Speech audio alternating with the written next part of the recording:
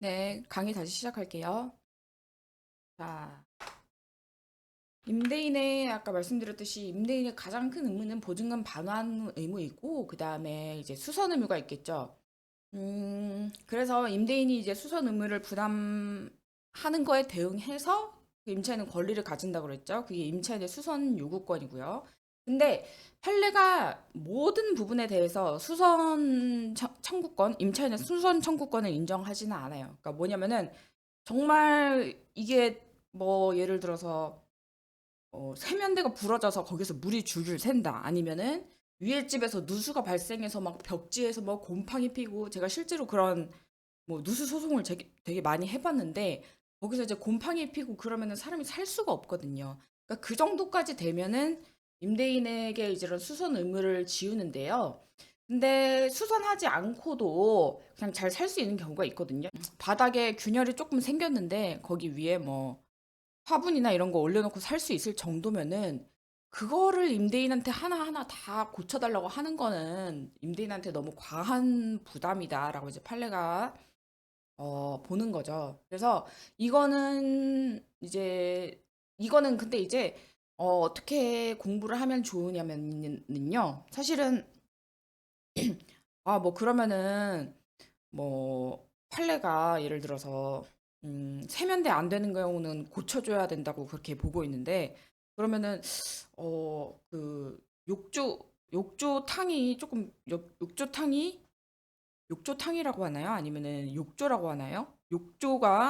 욕조에서 뭐 균열이 생겨서 뭐 이렇게 됐는데 아니면 욕조에 뭐 시커멓게 뭐가 생겼어요. 이런 것도 그러면은 수선 의무가 있나요? 없나요? 라고 이렇게 궁금증이 생기기도 해요. 실제로 그 공부를 하다 보면. 근데 이제 만약에 그런 것들이 수선 의무가 있는지 아닌지에 대해서 그 시험 문제에 나온다면은 그것은 이제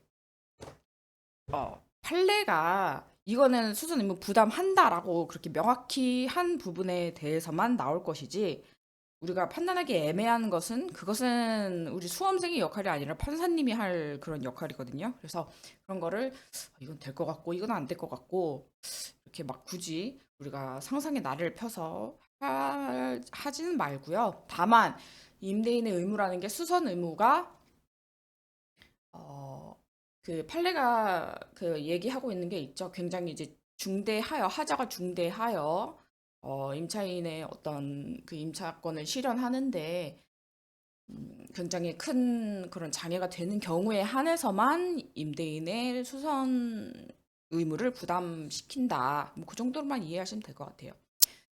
그다음에 임차인의 권리를 굉장히 많이 인정하고 있죠. 왜냐면 임차인은 여러분 임차인 원룸 임차인 해보셨어요? 저도 아직까지 이제 임차인 그런 지위인데 참고로 우리가 전세 얘기하잖아요. 전세는 사실 우리 그 민법으로 봤을 때 임대차예요. 그러니까 우리가 전세 계약이라고 하는 것은 물론 민법에 그런 전세권에 관한 규정이 있는데 그거는 실제로 우리가 그 규정이 실제로 적용되지는 않습니다. 그래서 만약에 민법 규정상 전세권에 따라서 뭐 그 민법 규정상 전세권에 따르면 우리가 뭐 그 뭐냐 임차할 때 그 주인한테 집에 우리 전세권에 관해서 등기해 주세요라고 할 수도 있거든요. 근데 우리 대부분 보면 그런 등기를 임대인이 안 해주려고 하죠. 그래서 이제 우리가 그 동사무소 가가지고 뭐 확정일자 이런 거 받아오는 거잖아요.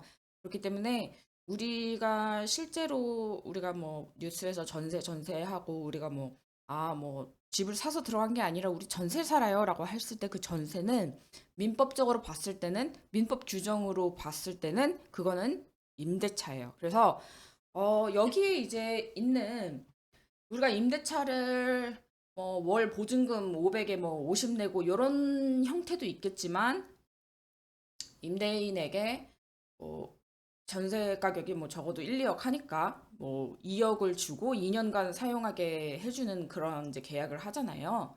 그것도 실은 그거는 이제 월마다 월세를 내진 않죠. 다만 그 임대인이 그 2억 원을 가져감으로써 자기가 은행에 뭐 넣어놔서 이자를 받든지 아니면 자기 사업에 쓰든지 할 수 있는 그런 기회가 생기는 거잖아요. 그렇기 때문에 그거는 이제 우리가 전세 하는 거는 실제로는 민법에서는 임대차라고 파악이 되고, 그래서 그 과정에서 생긴 분쟁에 대해서는 임대차 규정이 적용된다는 것을 알면 될 것 같아요. 근데 어쨌든 우리가, 자, 임차인은 어떤 권리가 있죠? 임차인은 저렇게 뭐 해달라고 할 수 있는 권리가 있는데, 임대인과 임차인의 관계에 있어서 굳이 가부를 따지자면 누가 갑일까요? 당연히 임대인이죠. 왜냐? 임차인의 돈을, 그 보증금이라는 걸 갖고 있잖아요. 그런 쬐끄만한 원룸 빌리는데 뭐 보증금 300만 원, 500만 원 뭐 이러면은 그것도 굉장히 큰 돈이죠. 학생 입장에서는. 근데 이제 아파트 전세 같은, 아파트 임대차라고 할게요. 전세가 아니고 민법에서는 그 임대차입니다. 아파트 임대차를 할 때는 우리가 그 보증금으로 2, 3억을 준단 말이에요. 근데 그거를 이제 내가 나가려고 하는데 2년 계약 기간 끝나고 뭐 저는 다른 전셋집으로 이제 이사 가려고 해요. 그래가지고 이제 임대인한테 이제 언제까지 나갈 테니까 뭐 그 보증금 다시 돌려주세요라고 하면은 임차인이 각종 이제 갑질을 하죠. 자, 이제 집에 들어와서 뭐 이제 뭐 벽지에 뭐 이거 없던 것 같은데 벽지에 뭐가 생겼네. 뭐 어? 이거 왜 이렇게 됐어요? 막 이렇게 하면서 제가 실제로 이제 겪은 일이에요. 임대인이 뭐 우리가 원래 빌려줄 때는 얼마나 깨끗했는데 뭐 집이 엉망이 됐어 막 이러면서 이제 뭐 이것도 바꿔달라 뭐 그러면서 그 보증금 안 주려고 해요. 보증금에서 뭐 500만 원 빼야 된다 뭐 이렇게 막 황당한 주장을 한단 말이에요. 그래서 저도 실제로 임대인이 그렇게 주장을 해서 최종적으로 그 수리비는 한 200만 원 정도 들였는데, 그 임대인이 이제 자기는 3천만 원을, 그러니까 2억 3천만 원 중에 자기는 보증금이 2억을 돌려주고 3천만 원 자기가 계속 갖고 있겠대요. 왜냐? 임차인 니네가 그거 수리 안 해줄 수 있으니까 내가 이거 갖고 있겠다. 수리 다 해주면 3천만 원 주겠다. 이렇게 얘기를 하는 거예요. 그래서 근데 이런 임차인이 이제 물론 원상복구 의무를 이제 부담하지만 그 범위는 여러분 대체 어느 정도라고 생각을 하세요? 반환 의무. 자, 목적물 보관 의무와 뭐 반환 의무 이렇게 연결시켜서 보면 되는데요. 일단 이거부터 하고, 목적물 보관 의무와 반환 의무를 부담하고, 이게 그럼 임차인이 그 자기가 빌린 집을, 임대인한테 빌린 집을 어느 정도로 깨끗하게 보관을 해야 되나요? 여러분 어떻게 생각하세요? 어느 정도로 깨끗하게 보관을 해야 되죠? 나중에 예를 들어서 특히 이제 요즘 문제가 되는 게 벽지에 뭐 그 못자국 뭐 이런 것 때문에 임대인이 뭐라고 하고 막 그런단 말이에요. 못자국도 있고 그다음에 뭐 벽지에 뭐 피 같은 거 쏟아가지고 이제 그게 시커멓게 될 수도 있고, 또 뭐가 있을까요? 밑에 이제 저희 집을 보니까 밑에 바닥을 이렇게 타일 같은 걸로 이제 깔았는데, 타일이 아니라 저 이거 이런 쪽으로 지식이 없어가지고 모르겠는데 이게 이제 겉에가 조금씩 마모돼가지고 뭐라고 하죠? 껍질 같은 게 벗겨나가지는 경우가 있어요. 그러면은 이제 임대인 입장에서는 자기가 내 집이고 내 집을 2년 동안 너한테 빌려줬는데 내가 빌려줄 때는 분명히 엄청 깔끔했어. 근데 2년 너네한테 빌려줬더니 집을 다시 와봤더니 막 뭐도 까져 있고 막 이렇게 막 되어 있어. 그러면은 거기에 대해서 임대인이 다 청구를 할 수 있을까요? 없을까요? 자, 그거는 이제 판례 여러분 보시겠지만,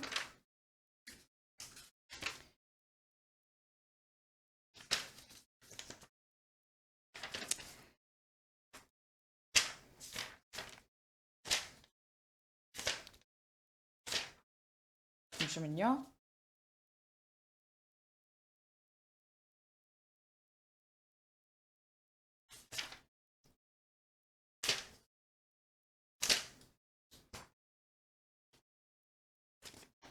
음, 공인중개사 시험에서는 요거를 시험에 그렇게 크게 다루지는 않는 것 같네요.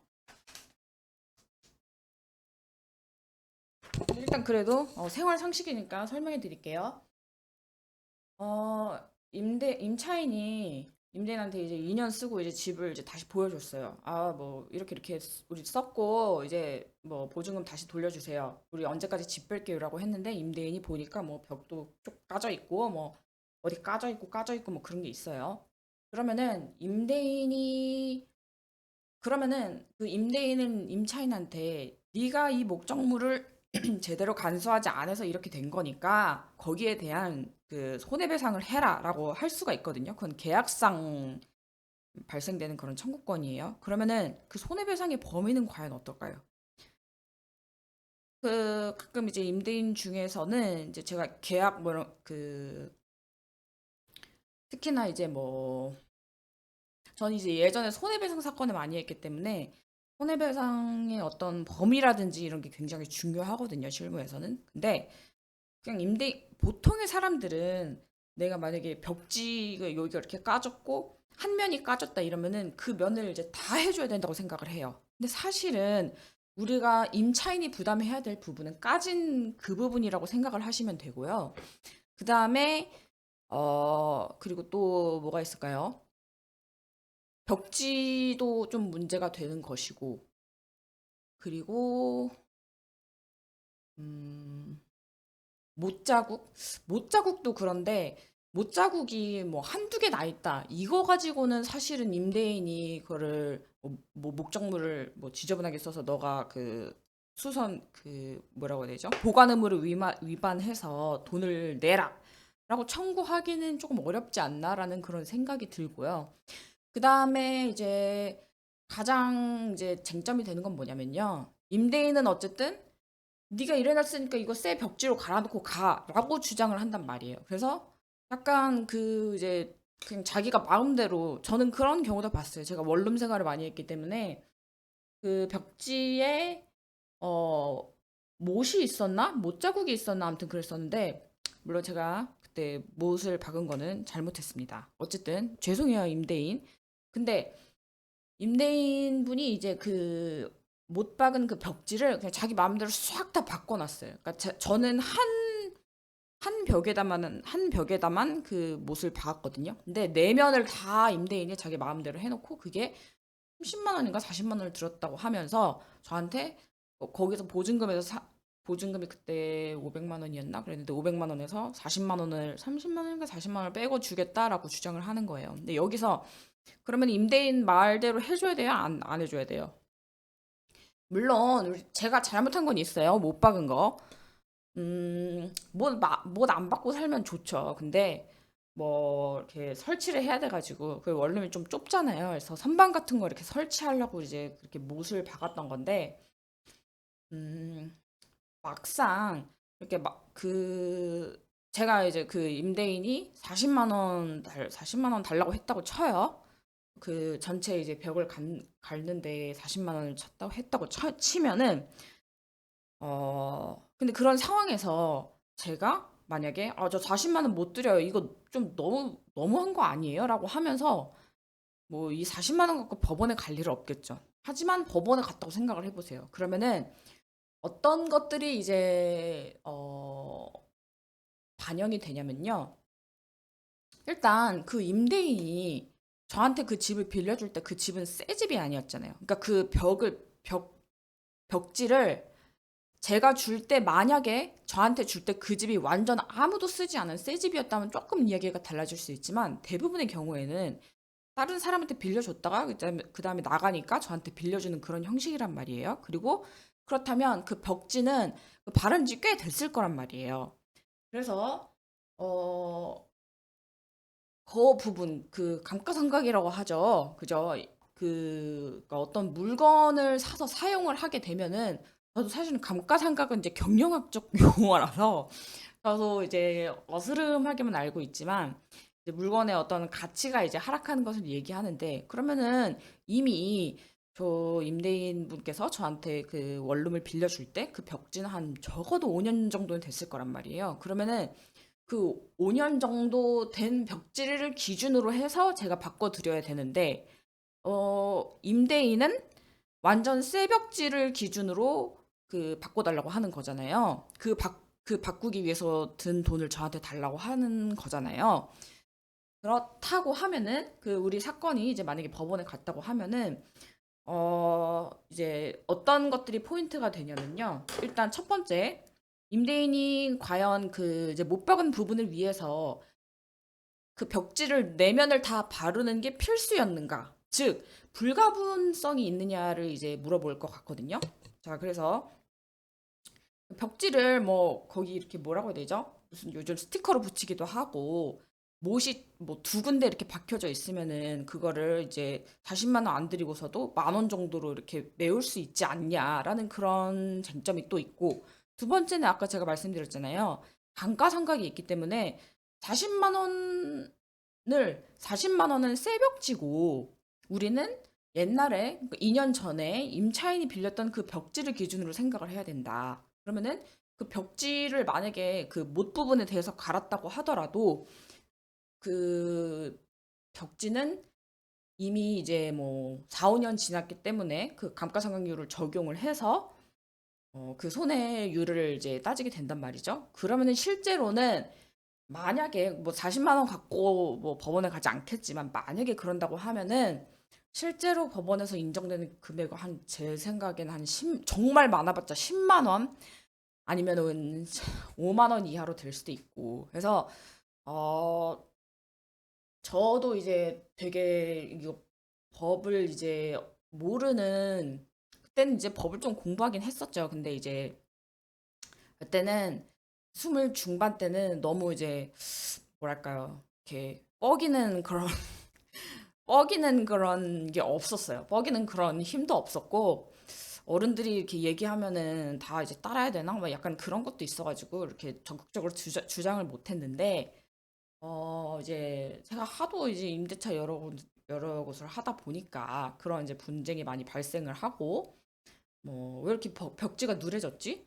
아니, 벽지는 2년을 쓰는 건데, 세월의 흐름에 따라 당연하게 이제 벽지가 누래질 수밖에 없는 건데, 이제 임대인은 이거 누래졌으니까 이거 새 벽지를 바꾸나 이렇게 한단 말이에요. 이건 그 말 그대로 갑질인데, 이제 여러분이 그런 때 부닥쳤을 때, 이 강의를 들으셨으면은 이제 일단 이렇게 두 가지 주장을 할 것을 저는 팁을 드립니다. 첫 번째, 그래, 벽지가 누래졌어. 근데 이거는 어 이거 내가 일부러 여기다가 뭐 낙서한 것도 아니고, 그다음에 뭐랄까 뭐 커피 흘린 것도 아니고,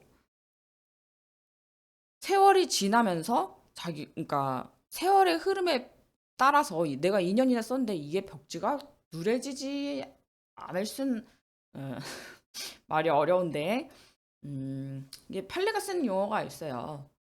어, 2년 쓰면은 요 정도는 이렇게 되는 거 아니냐. 요 정도는 조금 누래질 수 있는 거 아니냐. 이건 통상적인 어떤 용어가 생각이 안 나는데요. 잠시만요.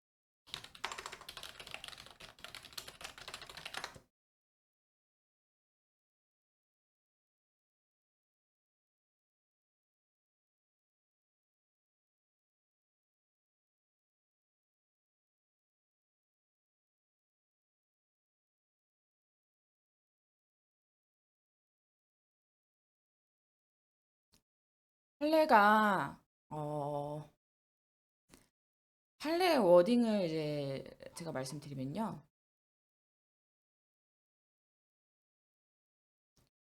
자, 자 일단 판례의 입장은 그래요. 임차인이 그거를 2년 동안 그 임차 목적물을 사용하면서 2년 전에 그대로 회복하는 것은 사실상 불가능하다. 따라서 원상 회복을 어느 정도까지 해야 되냐면은 임차물의 용법에 따라 사회통념에 따른 통상적인 방법으로 사용 수익을 한 후 통상의 용도로 사용하는 지장이 없는 상태로 복구하여 반환한다는 것이다. 라고 얘기하고 있는데 그게 뭐냐면요. 2년 동안 살면서 그 세월의 흐름이라는 게 있지 않습니까? 2년, 2년에 그 임대인은 이렇게 주장해요. 2년 동안에 이렇게 망가진다고, 이렇게 벽지가 누렇게 된다고, 이렇게 주장한단 말이에요. 근데 2년 동안, 2년이라는 시간은 굉장히 긴 시간이고, 판례도 얘기하잖아요. 그 임차 전 현황 그대로 회복하는 것은 사실상 불가능하다. 우리가 로봇같이 샤워도 안 하고 뭐 이렇게 뭐 물 뿌리거나 아니면은 뭐 가습기 켜놓을 일도 없고 그렇게 산다면은 뭐 조금 비슷하게 다시 비슷한 상태로 반환해 줄 수도 있지만 그렇지 않은 부분에서는 이제 어 그렇지 않은 경우가 많잖아요. 그래서 그런 경우에는 임차물을 반환하되 임차물을 이제 반환했는데 거기서 임대인이 사는데 문제가 없어. 그러니까 예를 들어서 뭐 벽지 누렇게 되는데 거기에 사는데 문제가 있어요? 그런 건 아니죠. 그다음에 또 뭐가 있을까요? 음, 집에 못자국이 한두 개 있어. 근데 못자국 한두 개 있어서 막 그거 두 개를 보면은 막 너무 스트레스를 받아서 뭐 막 내가 잠을 이루지 못하는 이 집에서 살지 못하는 뭐 그런 분도 가끔 계시겠지만 대부분의 경우에는 못자국 두 개 있다고 해서 못 살진 않죠. 그래서 임차물을 통상의 용도로 사용하는데 지장이 없는 상태로 복구하여 반환하기만 하면 된다. 자, 무슨 말이냐면은 임차인이 목적물 사용할 때 상태 악화나 가치의 감소를 의미하는 통상의 손모는 임차 목적물을 사용할 때 당연하게 예정되어 있는 것이래요. 왜냐면 이미 우리가 그 임대 목적물을 공짜로 사용하는 게 아니잖아요. 그 2년 동안 그, 그 보증금을 내고 그 보증금을 임대인은 그 보증금을 뭐 은행에 맡기든지 아니면 자기 사업에 사용하든지 뭐 어쩌든지 해서 그걸로 이제 이익을 이제 발생시킬 거잖아요. 그러니까 판례의 논리는 그거예요. 그 어떤 통상적으로 발생하는 뭐 벽지가 누렇게 된다든지 혹은 못 자고 한두 개 난 거 요런 것들은 임차인이 공짜로 여기 빌린 거냐. 임차인도 여기서 살면서 뭐 어떤 임차인이 여기 살면서 사람이 살기 때문에 어쩔 수 없이 발생할 수 있는 그런 부분이기 때문에 임대인 너도 돈 받았으니까 이 정도는 이해해야 되는 거 아니냐라고 이제 얘기를 하고 있는 게 그 말이고요. 그래서 이렇게 얘기하고 있어요. 임차인이 임대차 기간 중 사용으로 마모되어 생기는 가치 훼손 부분은 그 경제적 평가가 이미 차임 등에 반영되어 있기 때문이다라고 얘기를 하고 있거든요. 그게 그 말이에요. 결국에는 이제 임차인이 그 목적물을 공짜로 빌리지 않았다는 거다. 그래서 임대인 너도 어느 정도 벽지 누렇게 되고 이런 이 정도는 참아야 된다라고 하고 있어요.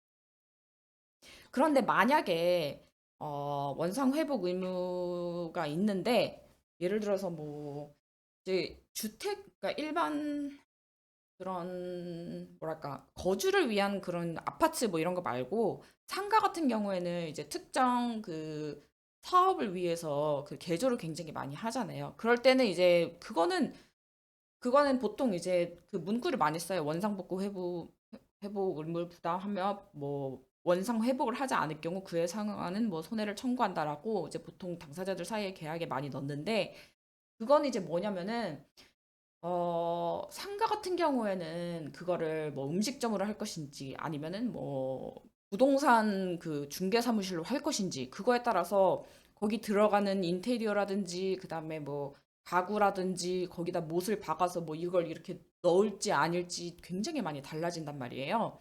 근데 이제 제가 집주인이 제가 상가 주인이 만약에 됐다고 치면 제가 101호를 이제 뭐 음식점으로 빌려줬어요. 네, 빌려줬는데 이제 이 사람이 이제 나가겠대요. 나가겠다고 하는데 그 다음에 들어올 임차인은 그거를 커피숍으로 운영을 한다고 해.